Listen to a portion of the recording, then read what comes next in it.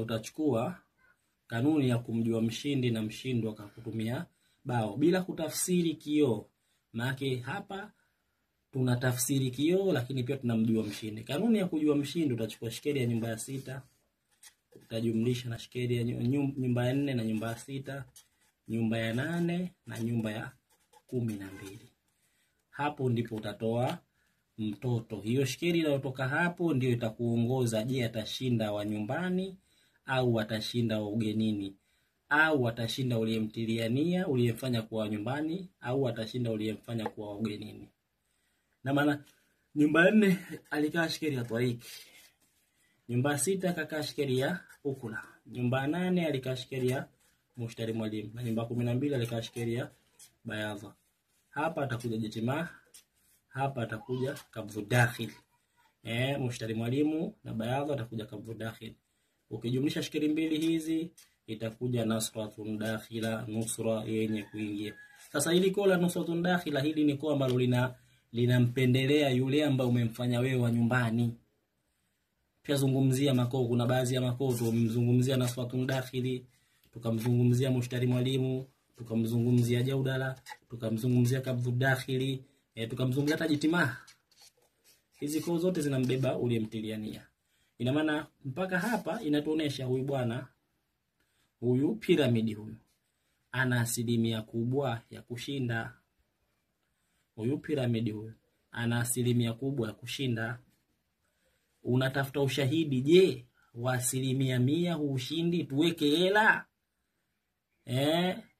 Ina maana unachukua tu hii, huyu mtoto huyu uliyempata hapa Nasratun Dakhili unamgonga na nyumba 9, kwa sababu hiyo ndio nyumba ya falsafa za kielimu, ambapo nyumba 9 alikaa Twariki. Hapo kujumlisha itakuja Shams. Hii Shams pia nayo inambeba uliyemtiliania, na maana huu ushindi ni wa uhakika kwa asilimia 95. 5 zingine anajua mwenyewe Mwenyezi Mungu. Baada ya kufahamu ushindi na ushindwa, tunachukua koo hili.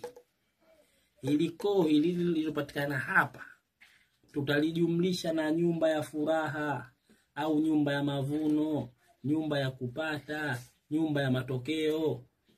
Huyu Zuhura ambaye kampa ushindi huyu, tutamjumlisha huyu na nyumba ya 5. Maana tutamchukua Zuhura, mwambie Zuhura, niambie katika yale mavuno unaniambiaje? Maana ndio huyu Mushtari Mwalimu nyumba 5. Atakwambia bwana, mimi mavuno yangu nakupa mavuno ya humra. Maana ukijumlisha hizo shekeli mbili na kuja humra.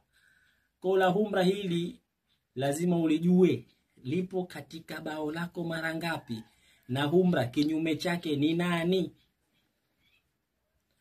Humra, kwa hila humra kinyume chake maana unaipindua ishkeli, maana itaka kinyume chake ni Bayadha. Sasa humra mwenyewe ndo anakuambia ndo mavuno. Katika bao lako humra zipo ngapi? Ipo 1.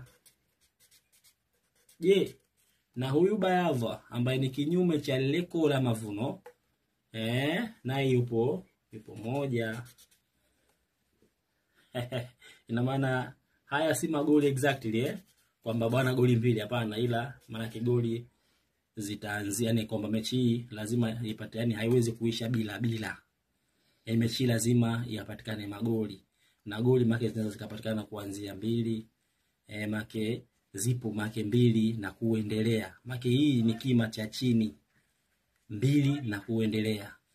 Inshallah nadhani hapo mmenifahamu na tunafahamiana inshallah.